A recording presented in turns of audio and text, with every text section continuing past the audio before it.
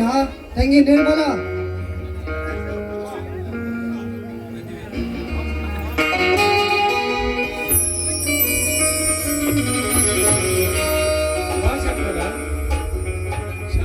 ಯಾರಪ್ಪ ಇವಳು?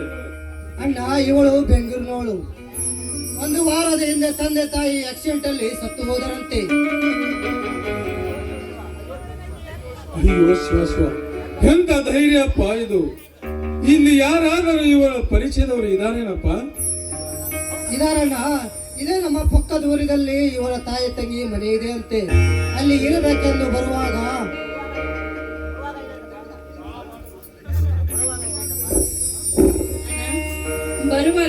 ಏನಾಯ್ತನ? ಕಾಮ ಕ್ರೋಧ ಮದ ಮತ್ಸರ ಹೆಚ್ಚಾದಂತೆ ಕಾಡುತ್ತ ಈ ಸುಂದರಿ ಯುವತಿಯನ್ನು ನೋಡಿ ತಡೆದುಕೊಳ್ಳಲಾರದೆ ಮೈ ಮೇಲೆ ಎರಗಲು ಬಂದಿತ್ತು. ಶಂಕರ, ಇಂಥ ಕ್ರೂರ ಪ್ರಾಣಿ ನಮ್ಮ ಊರೊಳಗೆ ಬಂದಿತ್ತ? ಕ್ರೂರ ಪ್ರಾಣಿ ಅಲ್ಲಣ್ಣ, ಬಡವರ ಬಂಧು, ದೀನ ದಲಿತರ ಉದ್ಧಾರಕ, ಪ್ರಜೆಗಳ ಸೇವಕ್ಕೆಂದು ಹಲವಾರು ಬಿರುದುಗಳನ್ನು ಕೊಟ್ಟು ಹತ್ತೂರು ಹಳ್ಳಿ ಹಿರಿತನ ದೊರೆ ಎನಿಸಿಕೊಂಡಿರುವ ಆ ಬಂಡ ದೇವೇಗೌಡನ ಕಾಯಕವಿದು. ಶಂಕರ, ನೀನು ಹೇಳುತ್ತಿರುವುದು ನಿಜವೇನಪ್ಪ? ಸುತ್ತು ಹತ್ತು ಹಳ್ಳಿಯ ದೇವರೆಂದು ಪೂಜಿಸುತ್ತಿರುವ ಆ ದೇವೇಗೌಡರು ಈ ಹೆಣ್ಣಿನ ಮೇಲೆ ಏರಿ ಬಂದರ? ನೀನು ಹೇಳುತ್ತಿರುವುದು ನಿಜವೇನಪ್ಪ? ನಿಜವಣ್ಣ, ನಾನೇಕೆ ಸುಳ್ಳು ಹೇಳಲಿ? ಇವಳು ಬಸ್ ಇಳಿದು ಆಟೋ ನೋಡಲು ಮುಂದಕ್ಕೆ ಬಂದಾಗ ಇವಳಿಗೆ ಬಂದೂಕು ತೋರಿಸಿ ಮುಂದಕ್ಕೆ ಹತ್ತಿಕೊಂಡು ಹೋಗಿ ಯಾರು ಇಲ್ಲದ ಜಾಗದಲ್ಲಿ ಬಲಾತ್ಕರಿಸಲು ಸಿದ್ಧನಾಗಿದ್ದ ಸಮಯಕ್ಕೆ ಸರಿಯಾಗಿ ನಾನು ಇಲ್ಲಿಗೆ ಹೋಗಿ ಏರು ಹೋಗುತ್ತಿರುವ ಆ ದೇವೇಗೌಡನ ಎದೆಗೆ ಒದ್ದು ಇವಳ ಮಾನ ಪ್ರಾಣವನ್ನು ಕಾಪಾಡಿಕೊಂಡು ಇಂಥ ಜನವಪ್ಪ ಈಗಿನ ಕಾಲದಲ್ಲಿ. ಯಾರನ್ನು ನಂಬಬೇಕು, ಯಾರನ್ನು ಬಿಡಬೇಕು ಎನ್ನುವುದು ಗೊತ್ತಾಗುವುದಿಲ್ಲ. ನೋಡಮ್ಮ, ಆ ಗೌಡ ಈ ರೀತಿ ನಡೆದುಕೊಳ್ಳುವುದಕ್ಕೆ ನೀನೇನು ಭಯಪಡಬೇಡ. ಇನ್ನು ಮುಂದೆ ನಾವಿದ್ದೇವೆ. ನಡೆಯ, ನಿನ್ನ ತಾಯಿಯ ತಂಗಿ ಮನೆಯವರೆಗೆ ನಾನು ಕಳಿಸಿ ಬರುತ್ತೇನೆ. ನಾನು ಆರ್ಮನೆಗೆ ಹೋಗ್ಬೇಕಂತ ಶಂಕರ ನನ್ನನ್ನು ಬಿಟ್ಕೊಡ್ಬೇಕಂತ ಕರೆದುಕೊಂಡು ಹೋದ. ಆದ್ರೆ ಮಣ್ಣು ನಡೆದ ರೈಲು ಅಪಘಾತದಲ್ಲಿ ಕುಟುಂಬ ಸಮೇತ ತೀರಿಕೊಂಡು ಹೊರಟು ಹೋದ್ರು. ಈಗ ನಾನೊಬ್ಳು ಅನಾಥಳಾಗಿದ್ದೇನೆ. ನಾನೊಬ್ಳು ಅನಾಥೆ. ನಿನಗೆ ಅನಾಥಳಂತೂ ಯಾರು ಹೇಳುತ್ತಾರೆ? ಇನ್ನು ಮುಂದೆ ನಿನ್ನ ಬಂಧು ಬಾಂಧವರಾಗಿ ನಾವಿರುತ್ತೇವೆ. ನಿನ್ನ ಹೆತ್ತ ತಂದೆ ತಾಯಿ ಅಣ್ಣ ತಮ್ಮಂದಿರು ತೋರಿಸಿದ ಪ್ರೀತಿ ವಾತ್ಸಲ್ಯವನ್ನು ನಾವು ತೋರಿಸುತ್ತೇವೆ.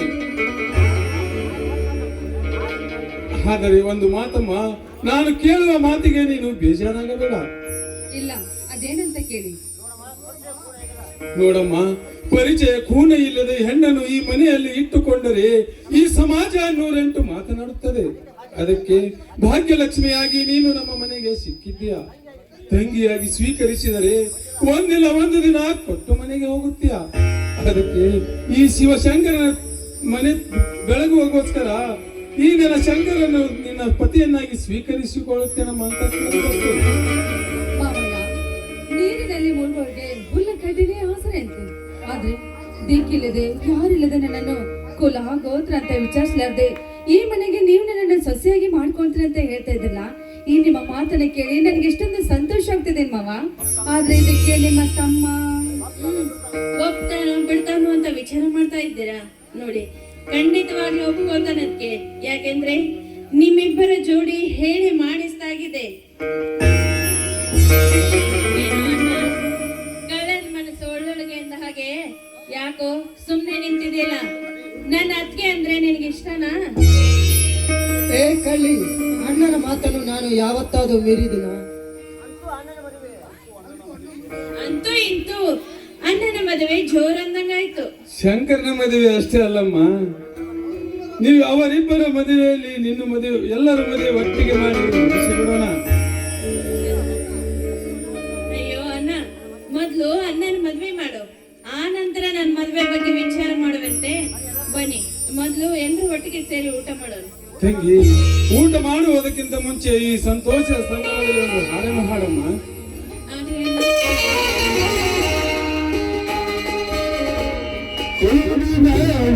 ಮನೆಯಲ್ಲಿ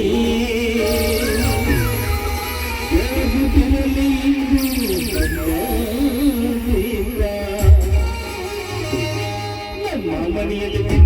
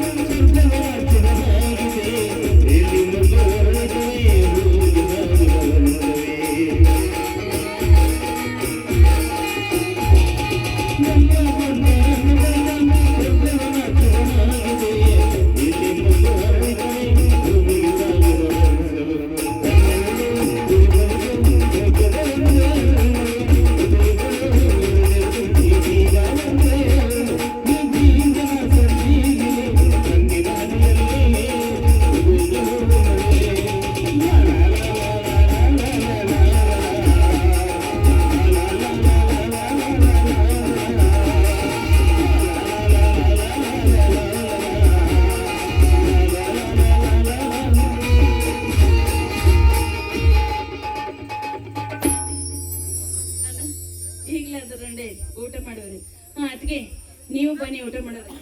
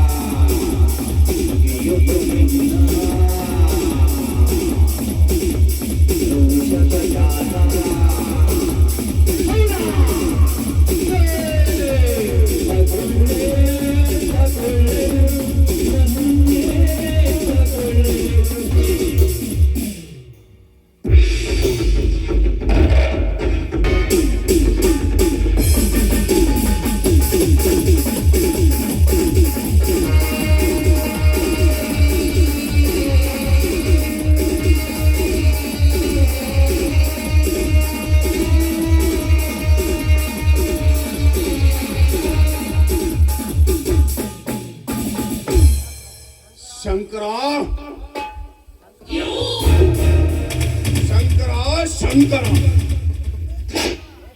ಹೇ ಶಂಕರ, ಬಡವನೆಂದು ಬದುಕಲು ಕೈ ಬಿಟ್ಟರೆ ಪರಿಶೀಲಿನಂತೆ ಸಿಡಿದೆಬ್ಬಿಸಿದೀಯಾ ಈ ಧರೆಯಗೌಡ ದೇವೇಗೌಡನನ್ನು. ಶಂಕರ, ಇದುವರೆಗೆ ಈ ಗೌಡ ಇಟ್ಟ ಗುರಿ ಹುಸಿಯಾಗದೆ ಸಸಿಯಾಗಿ ಹುಟ್ಟಿದೆ.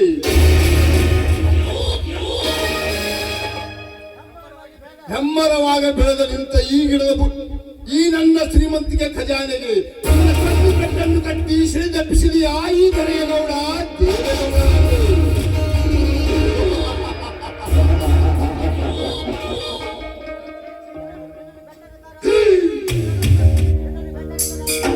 ಹೇ ಶಂಕರ, ನನ್ನ ಬೆಟ್ಟದ ಆಕಾರವಾಗಿ ಬೆಳೆದು ನಿಂತ ಈ ನನ್ನ ಶ್ರೀಮಂತಿಗೆ ಖಜಾನೆಯಲ್ಲಿ ನಿನ್ನನ್ನು ಸುತ್ತು ಹಾಕಿ ಹಾಕದಿದ್ದರೆ ನನ್ನ ಹೆಸರು ಗರ್ವದಿಂದ ಮೆರೆದ ಗೌಡ ದೇವೇಗೌಡರೇ.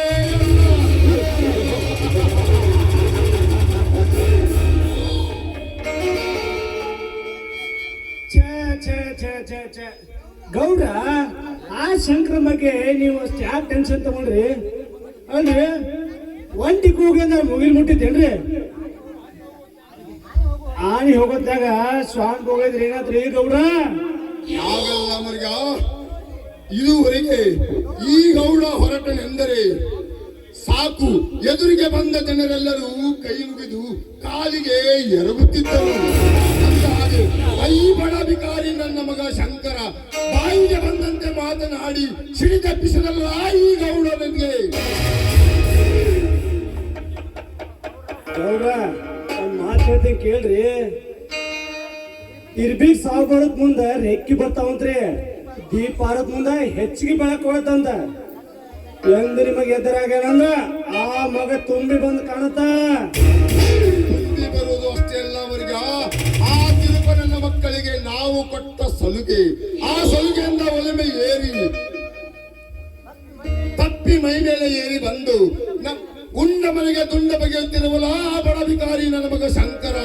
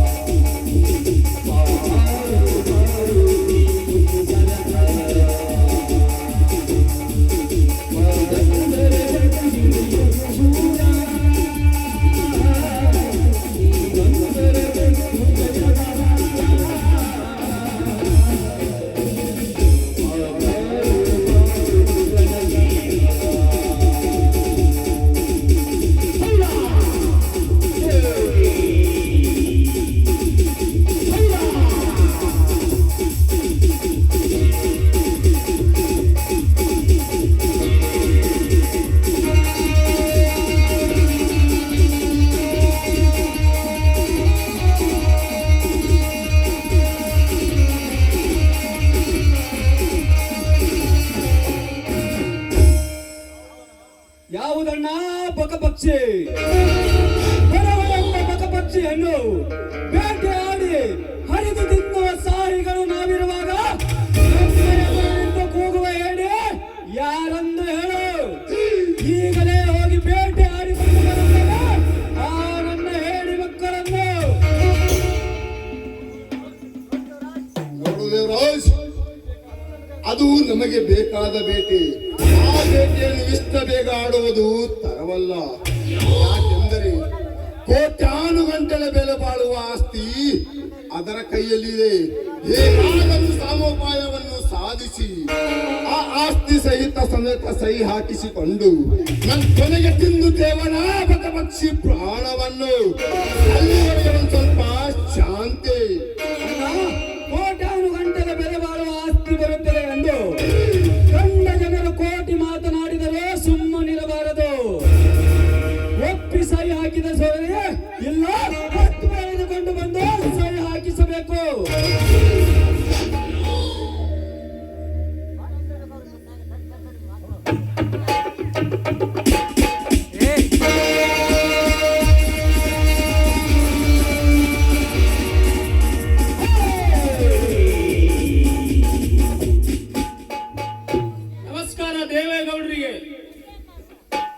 ಏಯ್ ಯಾರಲೇ ನೀನು? ದಾಸ, ದೇವದಾಸ, ದೇವದಾಸ. ಏ ದಾಸ, ಯಾರ ಅಪ್ಪನೆ ತೆಗೆದುಕೊಂಡು ಈ ಗೌಡರ ಮನೆಯ ಬಾಗಿಲವನ್ನು ದಾಟಿದೆ?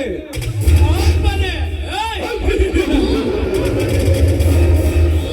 ನಿನ್ನಪ್ಪನೆಯನ್ನು ಪಡೆದುಕೊಂಡು ನೀ ಹೇಳಿದಂತೆ ಬಾಲಲ್ಲರಿಸಿಕೊಂಡು ಬಿದ್ದಿರುವುದಕ್ಕೆ ಈ ದಾಸನೇನು ನಿನ್ನ ಗುಲಾಮನಲ್ಲ. ಗುಲಾಮನಲ್ಲ?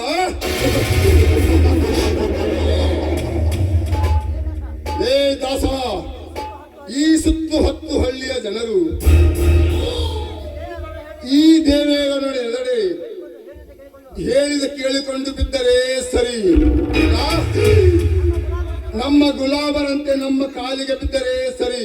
ಅನ್ನ ನೀರು ಇಲ್ಲದೆ ಬಹಿಷ್ಕಾರ ಹಾಕಿ ಬಗೆಯೋದೇ ಈ ಗೌಡನ ಕಾಯಕ.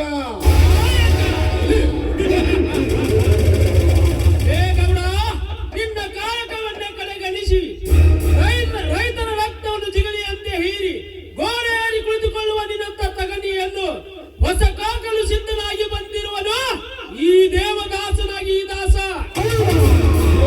ದೇವದಾಸ.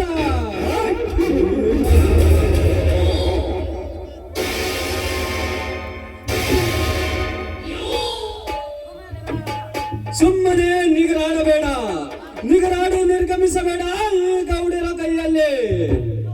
ಇದುವರೆಗೂ ಜೀವಂತವಾಗಿದ್ದಿದ್ದೇ ಇಲ್ಲ.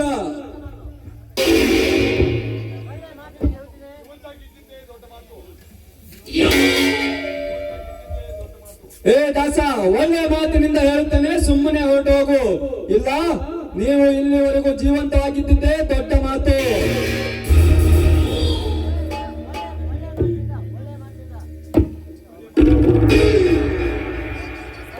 ಒಳ್ಳೆಯ ಮಾತಿನಿಂದ ಹೇಳುತ್ತೇನೆ, ಇಲ್ಲ ಸುಮ್ಮನೆ ಹೊರಟು ಹೋಗು ಮಗನೇ. ಇಲ್ಲ, ಈಗಲೇ ನಿನ್ನನ್ನು ಸುಟ್ಟು ಹಾಕಿ ಬಿಡುತ್ತೇನೆ. ಲೇ ದೇವರಾಜ್, ಆಕಾಶದಲ್ಲಿರುವ ನಕ್ಷತ್ರವನ್ನು ಎಣಿಸೋಕ್ಕಾಗಲ್ಲ, ಭೂಮಿಯನ್ನು ಎಳೆಯೋಕ್ಕಾಗಲ್ಲ, ನಿನ್ನಿಂದ ಈ ದಾಸನನ್ನು ಕೊಲ್ಲಕ್ಕಾಗಲ್ಲ. ಇನ್ನೊಂದು ಸಾರಿ ಬಂದೂಕು ಪಿಸ್ತೂಲು ತೋರಿಸಿ ಹೆದರಿಸಲಿಕ್ಕೆ ಬಂದರೆ ಈ ದಾಸನ ಕೈಯಿಂದ ನಿಮ್ಮ ಜೀವದ ನೆಲೆನೇ ಸಿಗಲ್ಲ, ಕೊಚ್ಚಿ ಹಾಕಿ ಬಿಡುತ್ತೇನೆ.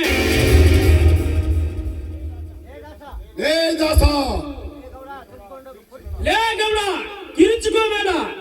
ಕೋಪ ಬಂದಿದೆ ಎಂದು ಕೋಪದಲ್ಲಿ ಬಾನಿಗೆ ಬೂದಿ ಎರಿಸಲು ಹೋದರೆ ಅದು ನಿನ್ನ ಮೈ ಮೇಲೆ ಬೀಳುತ್ತದೆ. ಒಳ್ಳೆ ಮಾತಿನಿಂದ ಆ ಬಡ ವಿದ್ಯಾರ್ಥಿ ವಿಜಯನಿಗೆ ಆಗುವ ನೌಕರಿಯನ್ನು 7 ಲಕ್ಷ ಲಂಚ ಕೊಟ್ಟು ನಿನ್ನಕ್ಕನ ಮಗನಿಗೆ ಕೊಡಿಸಿದೆಯಾ? ಅವನಿಗೆ ನೌಕರಿ ಆಗಬೇಕು, ಇಲ್ಲ ಅದನ್ನು ವಾಪಸ್ ತೆಗೆದುಕೊಂಡು ಆ ವಿಜಯನಿಗೆ ನೌಕರಿ ಕೊಡಿಸಬೇಕು, ಇಲ್ಲ ಇಲ್ಲ ಅಂದ ಲೇ ಮಗನೇ ದಾಸ, ಇಲ್ಲ ಅಂದ್ರೆ ಏನು ಮಾಡುತ್ತೇಲೆ? ನಾವು ದುಡ್ಡು ಇದ್ದವರು ದುಡ್ಡು ಕೊಟ್ಟು ನೌಕರಿ ಸೇರುತ್ತೇವೆ. ಆ ಬಡ ಬಿಕಾರಿ ವಿಜಯನಿಗೆ ಅದೇ ನೌಕರಿ ಬೇಕೆಂಬುದು ಆಸೆ ಇದ್ದರೆ ನಮಗಿಂತ ಹೆಚ್ಚಿನ ಲಂಚವನ್ನು ಕೊಟ್ಟು ನೌಕರಿಗೆ ಸೇರೋದಕ್ಕೆ ಹೇಳು. ದುಡ್ಡು ಕೊಟ್ಟು ನೌಕರಿ?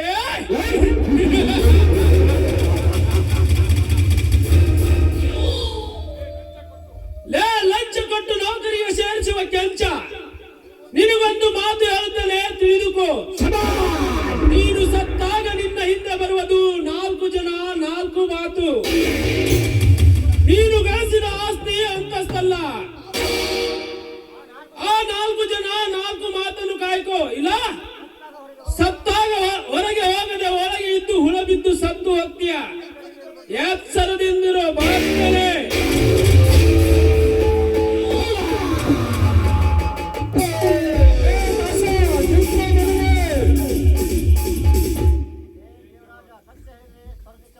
ಲೇ ದೇವರಾಜ್, ಸತ್ಯ ಹೇಳಿದರೆ ಸ್ವರ್ಗಕ್ಕೆ ಹೋಗ್ತೀಯ, ಅನ್ಯಾಯ ಮಾಡಿದರೆ ನರಕಕ್ಕೆ ಹೋಗ್ತೀಯ, ಎಗರಾಡಿದರೆ ಈ ದಾಸನ ಮಚ್ಚಿನಿಂದ ಕಚ್ಚಿ ಹೋಗ್ತೀಯ.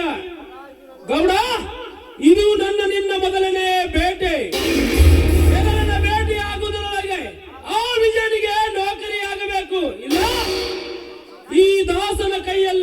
ಸಾವಾಗಬೇಕು. ಬರ್ತೀನಿ. ಆ ಬ್ರಹ್ಮ ಬರದ ಹಣ ಬರ, ಈ ದಾಸ ಬರದ ನಿಮ್ಮಿಬ್ಬರ ಜೀವನ ಬರ. That is Devadas.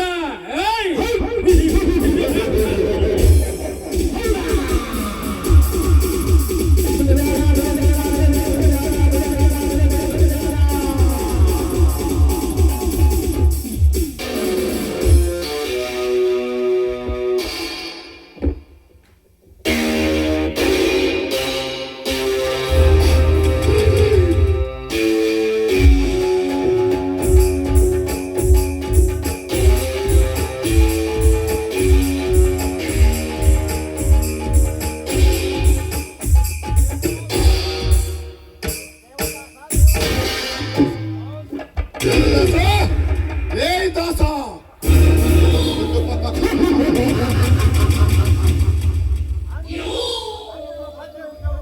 ಅಂದು ನಮ್ಮ ಭದ್ರರುದ್ರನ್ನು ಕೊಲೆ ಮಾಡಿ ಆ ವಿಜಯನನ್ನು ಪಾರು ಮಾಡಿದಲ್ಲದೆ ಇಂದು ಈ ಗೌಡನ ಮನೆತನಕ್ಕೆ ಬಂದು ನಮಗೆ ಎಚ್ಚರಿಕೆ ಗಂಟನ್ನು ಕೊಟ್ಟು ಹೋದೆ. ಆ ತುಂಟ ನನ್ನ ಮಗನೇ.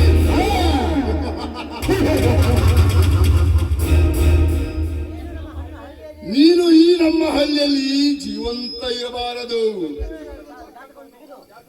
ನಿನ್ನ ಜೀವನದ ಜಾತಕವನ್ನು ತೆಗೆದು ನಿನ್ನ ದೇಹಕ್ಕೆ ಧಕ್ಕೆ ತಂದು ರಕ್ತದ ಕಾರಂಜನ್ನು ಹರಿಸದಿದ್ದರೆ ನನ್ನ ಹೆಸರು ದೇವೇಗೌಡನೇ ಅಲ್ಲ.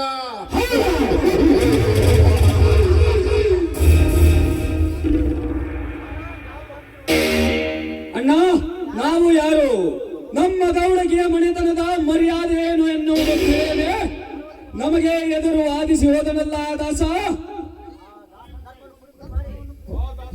ಆ ದಾಸನ ದರ್ಪವನ್ನು ಪುಡಿ ಪುಡಿ ಮಾಡಿ ಅಡಿಯಡಿಗೆ ಮುಟ್ಟಿರಬೇಕು ಈ ಗೌಡರ ಪಾದಕ್ಕೆ. ಆ ರೀತಿ ಮಾಡದಿದ್ದರೆ ನಾನು ನಿನ್ನ ತಮ್ಮ ದೇವರಾಜನೇ ಅಲ್ಲ. ಯಪ್ಪ, ಗೌಡಿಗೆ ಮನೆತನದ ಗಂಡದ ಗೌಡ್ರ, ಇಷ್ಟೊತ್ತನ ನೀವು ದಾಸನ್ನ ತೋರಿಸಿದ ದರ್ಪ ಈ ಜನಕ್ಕೆಲ್ಲ ಗೊತ್ತಾಗೈತಿ. ಇಷ್ಟೊತ್ತನ ಹೋದ್ರಾಡಿ ಗಂಟು ಹಾಕೊಂಡ್ರಿ, ಸ್ವಲ್ಪ ರೆಸ್ಟ್ ತಗೊಂಡ್ ನಡ್ರಿ.